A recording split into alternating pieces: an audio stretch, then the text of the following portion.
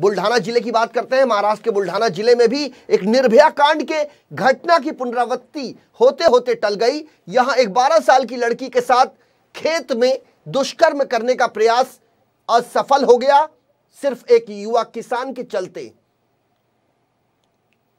12 साल की नाबालिग बच्ची एक वहशी दरिंदे के हवस का शिकार होते होते बच गई। बुल्ढाना जिले के महकर तहसील की यह घटना है, जहां के जीजामाता विद्यालय की 6ठी कक्षा में पढ़ने वाली 12 साल की मासूम स्कूल छूटने के बाद अपने घर जाने के लिए बस स्टैंड पर पहुंची थी, जहां वो बस का इंतजार कर रही थी। इसी दौरान आरोपी वहां पहुंचा, जिसका नाम तुकाराम गणपत कामले बताया जाता है। उसने कथित बच्ची का परिजन अपने आप को बताकर उसे अपनी बातों में न सिर्फ उलझाया, बल्कि उसे घर छोड़ने की बात पर उसे राजी भी करा लिया। मासूम बच्ची कथित दरिंदे की मीठी मीठी बातों में आकर उसके साथ ही चल दी। उसे क्या पता था कि जो व्यक्ति अपने आप को उसके नजदीक का रिश्तेदार होने की बात कह रहा है, उसकी नीयत कितनी नापाक है।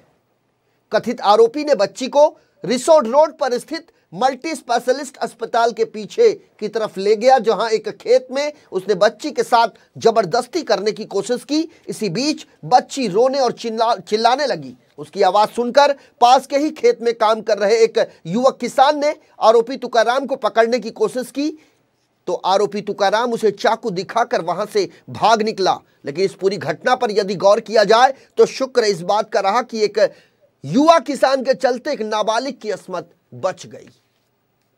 मेहकर थाने में 3/12/2019 को एक स्कूली छात्रा के अपहरण के बारे में ऑफेंस रजिस्टर हुआ है। अंदरुड करके गांव था, वहां की एक स्कूली छात्रा यहाँ के जीजामाता कन्या स्कूल में पढ़ाई के लिए आई थी। उस दिन स्कूल जल्दी छूटने की वजह से वो अपनी सहेली के साथ में बस स्टैंड पे गई। बस स्टैंड पे बातें करते हुए एक जो अभियुक्त है, आरोपी है, उन्होंने उस लड़की को बहला फुसला के मैं तेरा रिलेटिव हूँ करके उसको बाहर लेके गया वहां से, और उसके साथ में छेड़छाड़ करने की कोशिश की। गांव के खेत में काम करने वाले लोगों ने उस लड़की को बचाया, और उस वजह से वो जो सीसीटीवी फुटेज में उस अभियुक्त का जो चेहरा आया था, उसकी वजह से हमने पुलिस ने पूरी कार्रवाई करके व्हाट्सएप और फेसबुक ग्रुप से मालूमात निकाल के उस आरोपी को अरेस्ट किया तुरंत 6 घंटे में, और आज वो आरोपी जेल में है, MCR पे है।